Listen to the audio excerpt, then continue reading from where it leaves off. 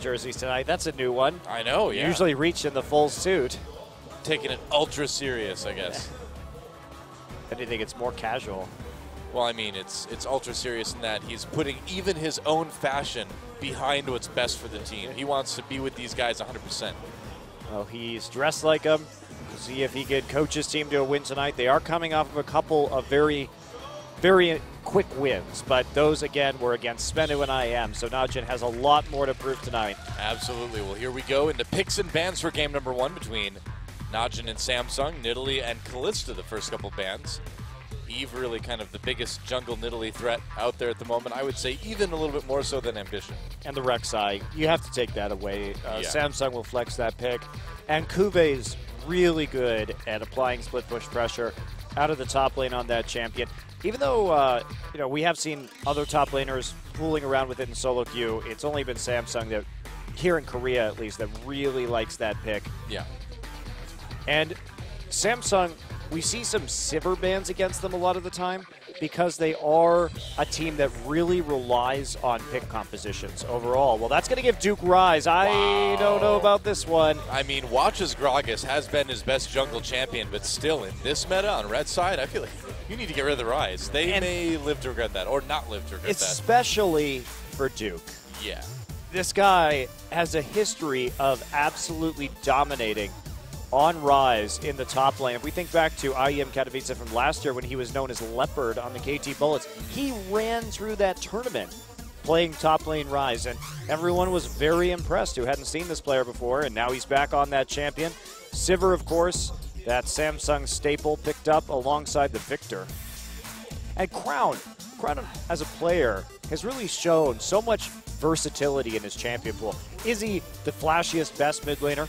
No, he's had a few good games. He did kill EasyHoon 3 times in lane playing as Fizz against Cassiopeia, but he does his job, and he doesn't need to be a big carry on this team when Fury's there. If he could play a diverse range of champions up to a pretty good standard, then it's up to Fury to actually make the big plays, and that's fine. Wow, if they lock in Evelynn Annie, this is like Operation Rise will destroy you from NaJin right now. All that CC, all that slow, oh boy. The Rise is looking more dangerous by the second. NaJin, of course, that big Evelynn team as well. Yeah, Watch has always played quite a bit of it. I wonder... Or, I mean, Annie team, sorry. Yeah, Watch has played a lot of it, but the Annie team with Kane and Pure both really playing a lot more Annie than most other teams during the last season of competition. Just have to wait for the days for Watch to bring back Nocturne. Might happen eventually, who knows. Samsung... Well, Doa, if you watched... If you want to see some Nocturne, you could go and watch the LPL where and, or like EU LCS. Do you like top lane Nocturne? I Well, don't know, Unicorns of maybe. Love have the game for you, sir. Oh, maybe I'll have to check that out then. Well, will it be Lee Sin for Eve? Probably. He has fantastic mechanics on that champion, and you'd have to think that Samsung would have some sort of plan in mind if they're going to give up that Rise. They know it's going to get picked. This isn't like a surprise to them or something. So what is the plan that they've got to handle this?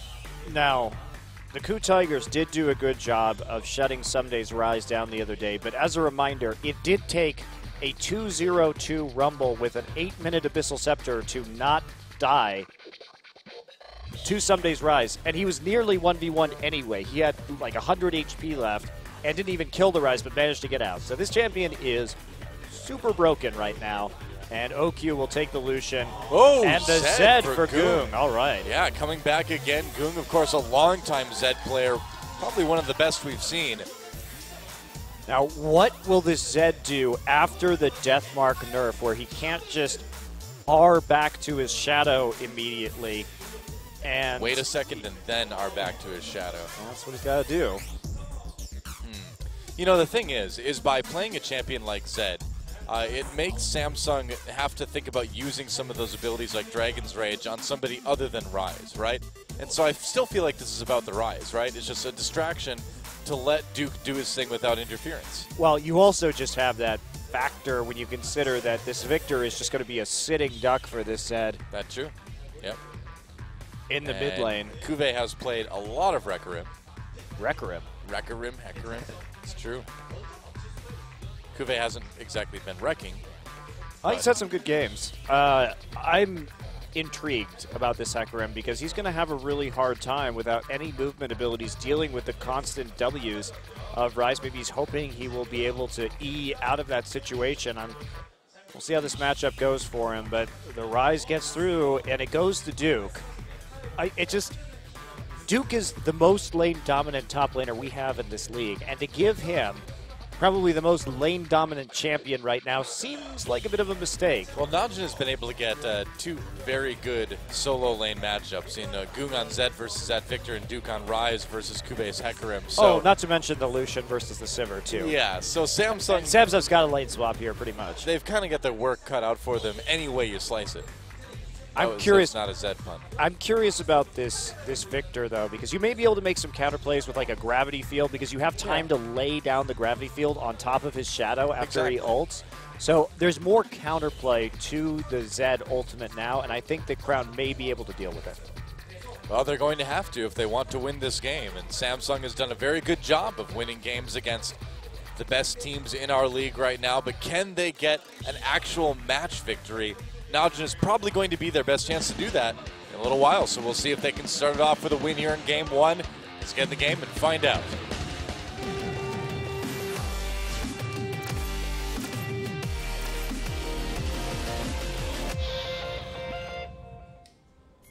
Welcome to Summoner's Rift, NaJin e-mFire versus Samsung Galaxy.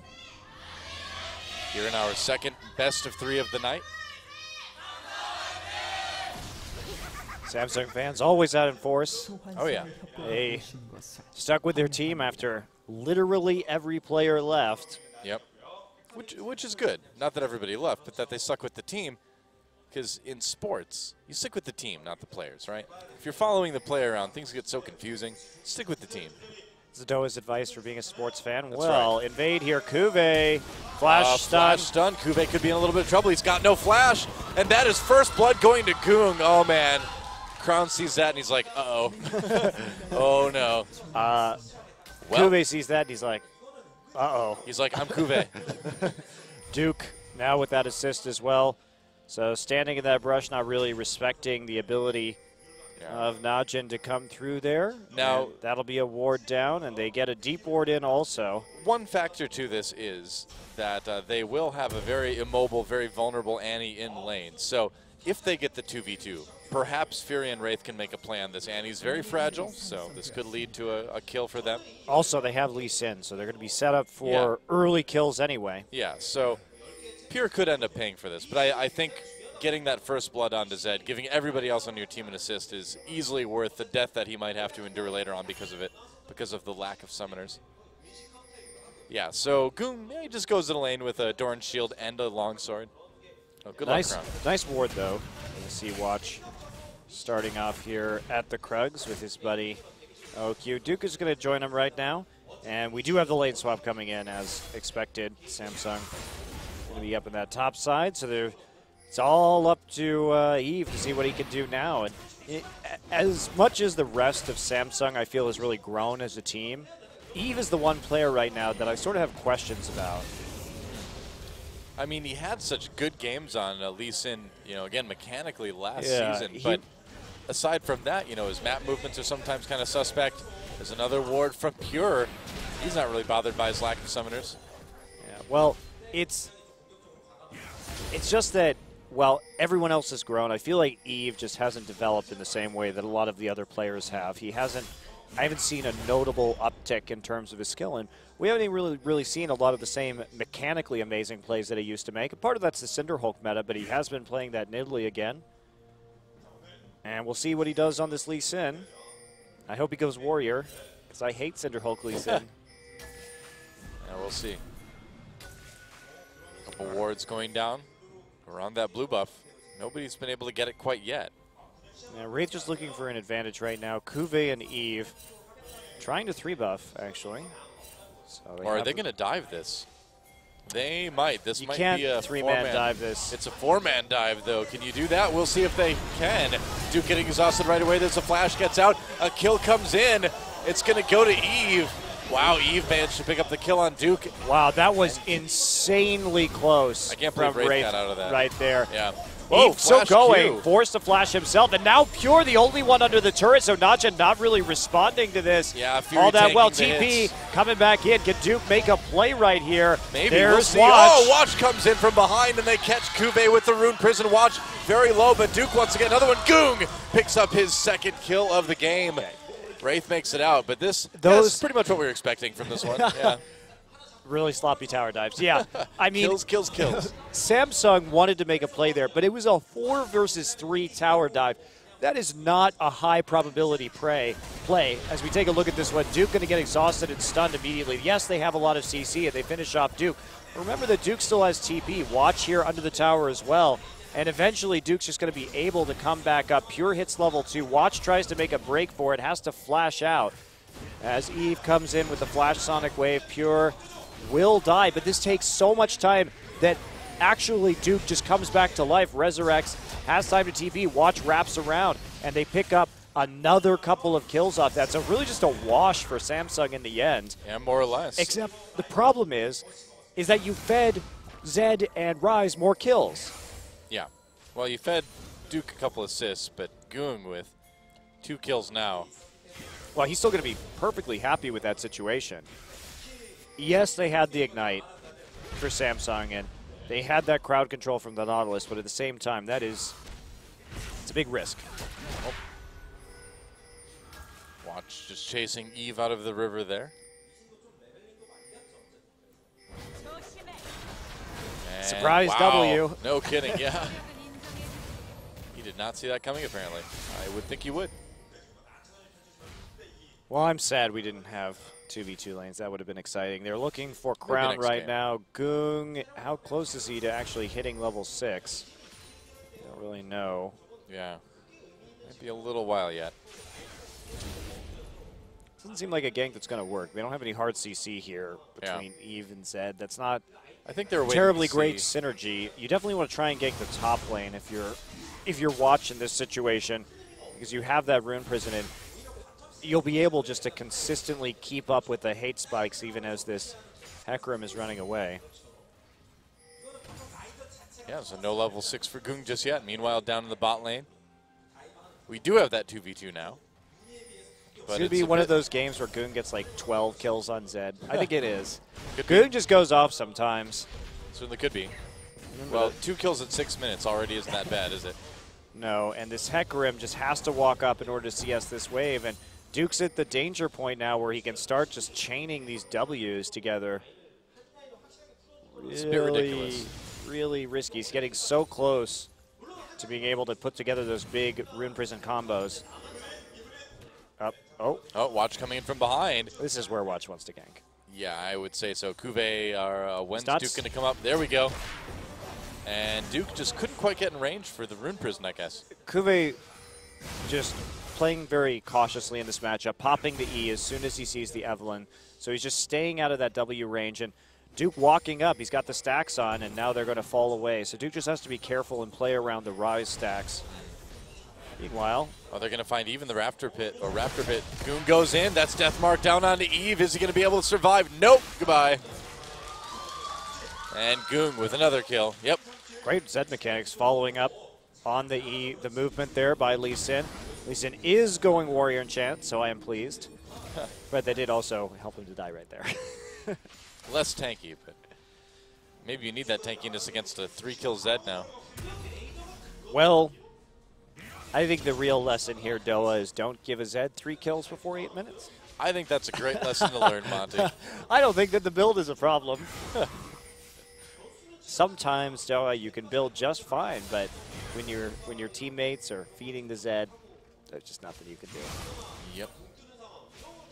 It's true. I'm just wondering when Faker's going to play the mid Fiora. You know? Oh, God. It's coming. It's coming, I bet. Well, he'd have to play that against something like an Ezreal or a Jace. Hey, against Coco, you never know. Oh, Crown's going to go ahead and grab his blue buff. Watch is right there with the ward over the wall. They're going to try to just zone or kind of just keep Crown from coming back to lane, I guess. Yeah, they're making him choose between farming right here and actually protecting his pink ward, and that farm more important, so that's the decision they're going to make. Pure and Watch there to collapse on the ward immediately. Yeah, meanwhile, OQ able to poke a little bit into that bottom lane. Pure and Watch coming down. I wonder if we're going to see a bit of a dive here. No level 6 yet for Pure, though. I think they should be just content, you know, to have OQ just poke down the turret for the moment. Yeah, he's winning the lane matchup already. He's 30 CS in the lead thanks to having the advantage in this matchup and the early shenanigans that went down. So why not just have OQ play aggressively right now? Watch is covering him. And here comes the Zed dive. Yep. Goong maneuvering down to bot lane. Fury in a lot of trouble. They're not even going to wait for the Zed. There's the stun coming in from Pure. Pure taking a lot of damage. OQ slowed a bit by the Nautilus, but Wraith has to dredge line his way out of that one. An easy, easy dive for NaJin there. That's right. Watch picking up the kill as well, but a little bit of an early spell shield there from Fury, actually. He kind of spell shielded the Lucian and then got hit by a stun right afterwards, so didn't have much of a chance to do anything to counteract that gank, and this is just looking like NaJin going to absolutely steamroll Samsung at this point. Yeah, it's already looking a little bit difficult as they take the dragon for Samsung to come back, but you never know. Maybe they'll get that fight, but I don't know. Eve trying to do something right here just by taking away the blue buff, and that'll really help out Kuve, because I have a feeling they were going to give the blue buff to the Ryze, considering they're running the Zed in the mid lane. And naturally, under those circumstances, having lower CDR on the Ryze early would be very tragic for Kuve. Kuve going for the early Merc Treads, though. That's a smart build against the Ryze Max W. You have more of that speed for Hecarim, and then also that tenacity really going to help out. So Kuve, you know, he's died a couple times, but that wasn't because this Ryze solo killed him. So he's playing well, all things considered. But the big problem with Ryze right now is that you used to be able... Oh, Fury getting low, and he goes down. Cold. Well, yep, things are a bit off the rails for Samsung. Really far ahead in terms of items. Has a BF sword compared to the pickaxe. Fury. He's nearly doubling Fury's CS right now, by the way. OQ's pretty good. Yeah, he is. Pure's been there to set up a lot of kills. He's got he's been part of 5 out of the 6 of them, and they're on the run already. Oh, wow, right at the ult for Evelynn. Eve chases. Watch gets exhausted, takes a lot of damage. They're going to try to turn this around. Here comes the teleport from Kuve. And no CC to stop this Hecarim from coming in, but there is some damage. Uh-oh, zoning from Crown. OQ turns around. There's a teleport coming in as well, too. Crown in a little bit of trouble. Make that a lot as OQ gets the kill. And yeah, NaJin just way too far ahead already. Well, they did a great job of setting up the zone. Duke following up with a TP of his own. Even though Crown prevented people from really getting up the ramp right there, OQ had the freedom just to move up and auto-attack him around the other side because Samsung wasn't controlling the tri-brush. So NaJin just out-skirmishing their opponent and increasing that lead even further. It started out as a rough situation. And what I was going to say about Ryze is, of course, Ryze still has that late game strength that he always did. The problem with Ryze is that there's currently no downside to Ryze. Yeah. Basically, the fact that this Hecarim has to play so defensively against a Ryze, and any champion has to play so defensively against a Ryze, means that he just doesn't have a meaningful power trough that can be exploited. So you either have to camp him, and even then he's probably still going to get strong, or you just let everyone else just run amok on the map, really. And look at this. The bottom turret goes down. The middle turret is going to go down very, very soon as well, too. And so NaJin just pretty much wrecking Samsung right now. Yeah, that middle turret's not going to last too much longer. Kuve trying to go for a phage at this point as well. Adding just a little bit of move speed so he can get in and get out on his CSing, I think, before that Ryze has a chance to respond. Yeah, it shouldn't take 2 people to deal with 1 champion in an even situation. But even in a winning situation, and Ryze in a losing situation, it still takes 2 people to deal with him. Well, Kuve, a couple people coming to deal with him here in the top lane. Watch sneaking his way up. And Duke pops his ultimate, actually. I think he thought Watch was going to go in, but No, just wave clearing right now. He wants to let Fury, or OQ rather, push this lane up and actually continue this snowball. Goong, in the meantime, has done a number on Crown's Victor, who's at least stayed even in CS in spite of this absolutely horrible situation he was put in. Yeah. That first blood for Goong, and OQ going to quickly eliminate this turret. Actually going for the Berserker Greaves just for the extra turret damage here. Nice build for fast pushing. Yeah, instead of working more to finish the Infinity Edge. NaJin knows they've got enough of an edge that Samsung can't really stop them from pushing too much, so might as well do something that helps you snowball that advantage, right? Here comes Samsung, but that'll be Duke backing off the turret by a long shot, and they're going to lose a tier 2 for this. They're they tried to make a play onto the Rise, and now they lose 2 turrets. That can't feel good. So already a 5K gold lead at about 14:30. Yep. Kill though, or turret kill anyway, comes in for Samsung. They're able to respond with the bottom turret, but still, it's a bit low. Duke just playing safe though. Yep. Might as well. He's behind in CS, but he hasn't been in lane to get a lot of that, having to wait till it comes back. And he's also been giving a lot of his CS over to OQ, and he's doing it again. You notice that Duke right here waited for that wave to come back to his tier 2, immediately recalled, and is now heading into the top side. So Duke very confident that he's going to be able to get where he needs to go in this game no matter what, even if it does mean that OQ is going to snag a bunch of that early CS, because if OQ is powerful now, if he and Zed are powerful in the mid game, then it's fine. Rise will take over naturally in the late game. Yep. So get them onto a big power spike right now, and either you win now or they carry you to a point where this Rise is absolutely massive. Samsung trying to come into NaJin's jungle right now. That seems like a bit of a dangerous prospect. As Watch comes from behind, they may have them kind of trapped here. Pierce here. Yeah, I don't think NaJin's really in any trouble. No, NaJin's playing this really smart. They're avoiding the conflict. They know that the big plan from Samsung is to shut down Rise, and they're not letting him have it. They just keep trading a tier 2 for a tier 1 every single time. OQ here. So great trading from Samsung without giving up any kills onto the Rise, and there's a tier 1 in mid lane. NaJin just doing wonderful work in terms of map pressure. Yeah. And Duke's still farming away, getting more and more powerful. Forgetting that he can check bushes with his new skill shot Q. I'll give it a try. These wolves are mine. Yep. It's Elector. NaJin going for the dragon as well. That's their second. Not? They had mid and bot pushed up. Yep. Very, very good map play from NaJin. You know, I don't remember the last time we saw this good of shot calling from NaJin around these objectives. This is a very good way to snowball this game and make sure that their power curve will stay even if the worst thing happens. They're still at that 5K gold lead, but they're playing conservatively but intelligently while continuing to take every edge. Yeah. Well, NaJin knows what their win conditions are, and they're doing a good job of adapting to the fact that they can make it happen even faster this time around. Look at this, already a 5K gold lead at 17 minutes. Wow.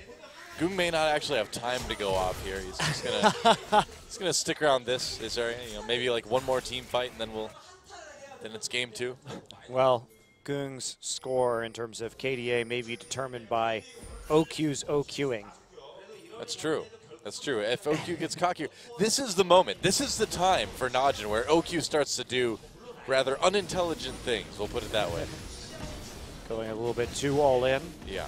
Dashing into the enemy team. Duke going to grab the blue buff right here if he can. Eve wants it. Eve not going to go in there, I guess. Scared of Goong. All right. Well, that's understandable, I suppose. Scared of Duke too, perhaps. Well, Kuve's trying his best to get some farm done, get some sort of split pushing done, but he's not really been able to make it to the tier 2 turret yet. And speaking of tier 2, there goes one now. 5 turrets to 2. Yep. And this is pretty methodical by NaJin. Not exactly the bloodbath that we were hoping for, but it's impressive. No. Noah, what I hope for is that NaJin is going to level out in terms of consistency so that we actually see them playing up to their potential. Yeah, That's what I hope for. You may want the bloodbath, though, but I do. I just want a stable team. Well, that sounds boring. So I'm hoping for the bloodbath. NaJin, though, I mean, they've been like, they haven't just been unstable, though. NaJin has been frustratingly unstable until recently. Last season, you know, all those roster switches, all the OQ moments. Are they going to find Fury? Oh, he also tried to get away, but the death mark comes down to him anyway. Can he do enough damage? Yep. I think so. Q. Q. Can he dodge it? No, he can't dodge it. And Goon gets a kill. Wow. The mind games. He tried. Even though the death mark was spell shielded right there, Goon is so far ahead. And you can see him taking up that turret. And Fury was trying to not use his heal right there also. If Fury had used his heal just a split second earlier, he might have been able to dodge that with the speed. Got a little bit greedy. But also, who knew that Goon was just going to stand in turret and try and do that? Yep. Well, Goon knew. He's 4-0-1 now. Had that blade for a while. Has Hexdrinker, has the Brutalizer. We'll see what he buys when he goes back.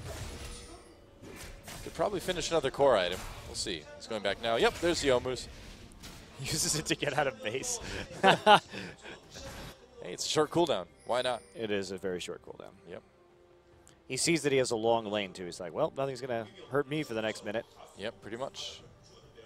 He's got a ways to go before he gets back to the action. And Crown, unfortunately, just has not been able to get anything going on this Victor. He's gotten some items, though. I mean, he's died once, but he's been able to exceed the CS of Goong. Goong, of course, you know, doing better overall because of all those kills, but Crown's the only one on Samsung right now that I feel like is really sort of hanging with NaJin a little bit. He was also put in such a poor situation as well. He's had to build his Zhonya's Hourglass first on Victor. This is really not where you want to be on this champion. He doesn't really have any CD or that much CDR yet either. So his ability to just put out that damage in team fights is going to be very, very limited. Yeah. Even if he can survive a death mark, which was his #1 goal. But he was handed a pretty unfavorable situation in this game. Well, you know what, Monty? Sometimes you just have to suck it up. You just have to say, Victor is awesome. I just watched Faker play Victor. I'm going to play like that. Well, Faker didn't have to play against a First Blood instead. He's doing what he can. Culling doing what it can as well, as NaJin tries to set up for this next dragon. Total control. Oh, yeah. So many pink wards on the map. NaJin's warding is definitely excellent in this game. They've got vision over the objectives they need. They're just swallowing up the enemy jungle. Oh, Duke getting kicked back in there. Unalted. Crown gets a kill, so managed to catch Rise. There we go. It happened. Problem is, he'll be back up and he has TP for the Dragon. So not really that big of a deal. The best thing they can hope to accomplish right now, Samsung, is take out some of the wards on the bottom side, get up some of their own just in order to contest the possibility of this Dragon. I mean, Duke there playing with fire. He didn't need those Raptors. Yeah. I don't know, though, if Samsung can even get into position to get any wards down, you know? They're trying, but already too many wards for NaJin. They're going to see whenever Samsung tries to come up and get some vision. It's like Duke wants to... Oh, he's just going to head.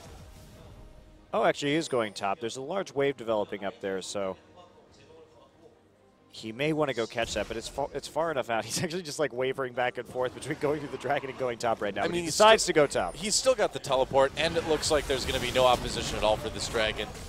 Yeah, NaJin just untouched as they take their third Dragon to the game. So now they've got that move speed. Now it's going to be even harder to outrun Duke. Well, Duke hasn't done a whole lot. It's mostly been the Goong and OQ show this game. Yeah, but he the will. Anticipation is building, Monty. He will do a lot as he goes for the Gromp. Yep. Look out, Gromp. It's like I'm going to miss CS because of this. Oh, a lot, because I'm leaving lane. Now he's going to get the blue buff. All right.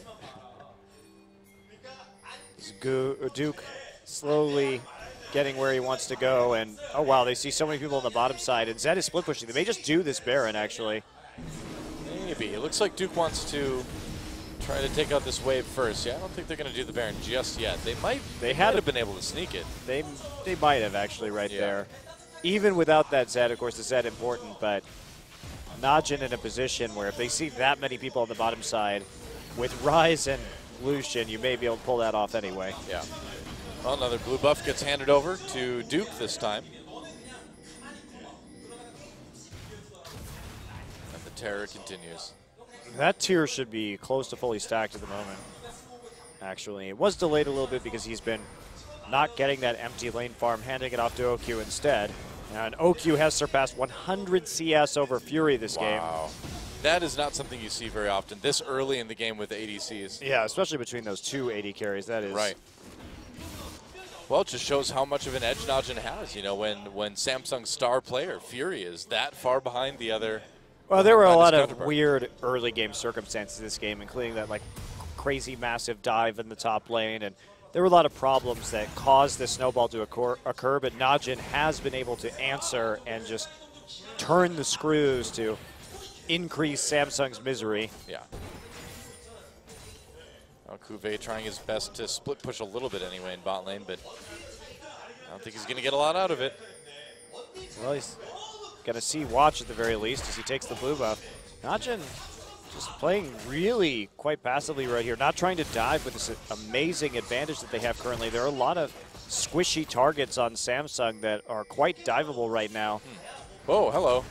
Flash Timbers onto Wraith. Wraith, you've made a bad decision. He had just enough time to use his ult, too. Way to go. Oh, Culling comes in. They want to take this tier 2. OQ not doing a ton of damage with it, but at least pushes people back. Goong on the hunt right now. No one has that red buff inside the Samsung jungle. Looks like OQ may get it eventually, or Watch. We'll see. Oh, Eve saying, did you? Yeah, you took my red buff. Oh, well. Tibbers gold. It's a lot of gold. It's not bad.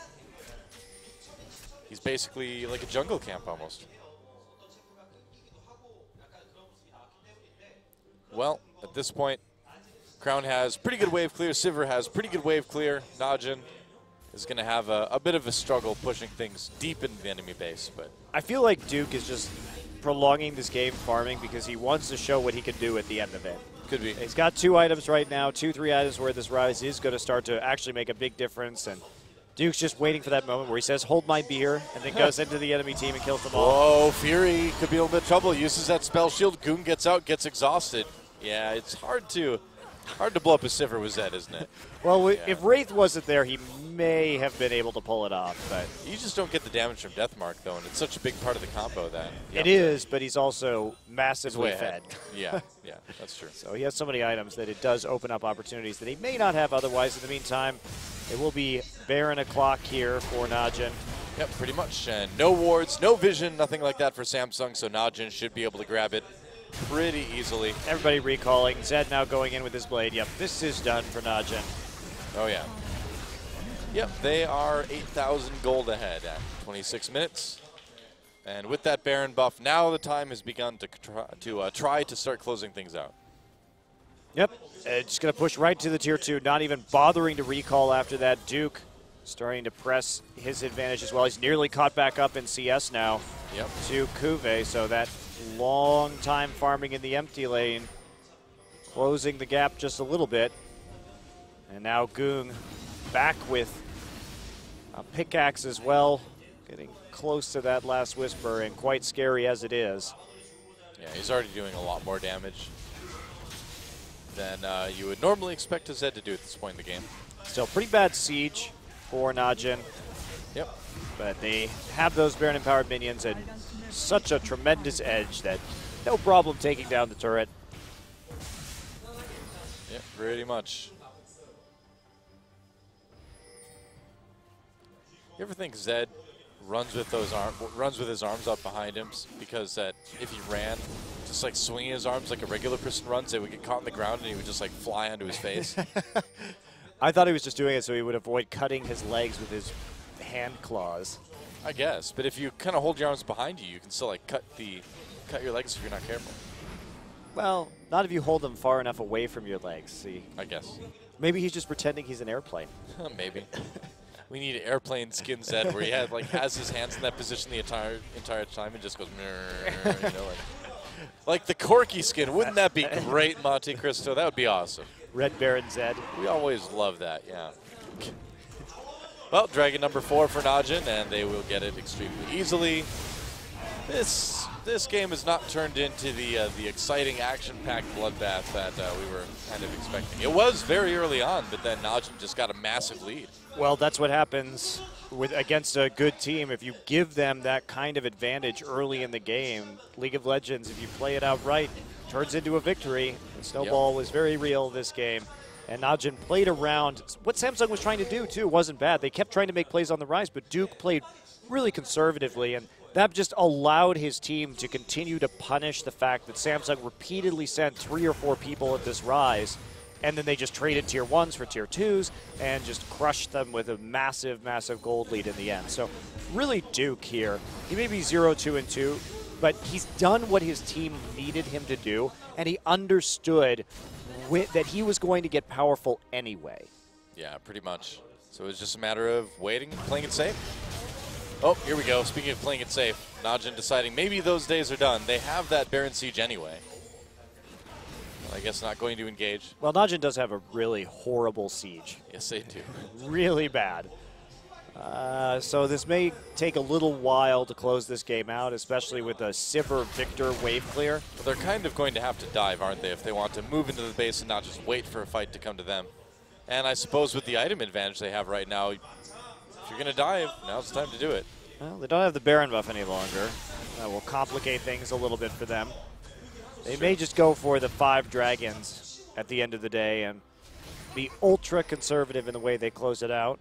Yeah, that'll give him a nice little buff, nice little boost to finish things off.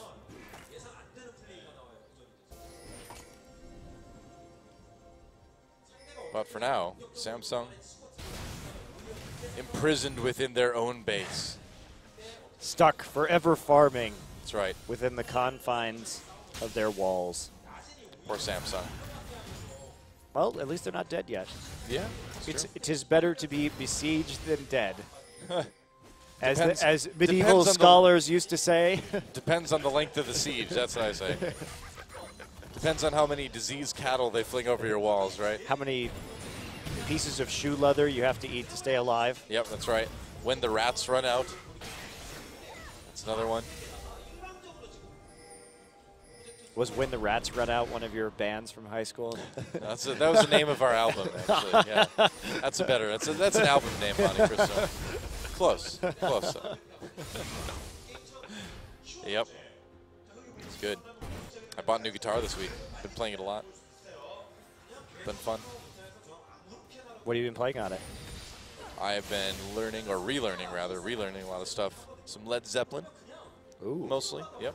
When are you going to have your recital? You don't have guitar recitals.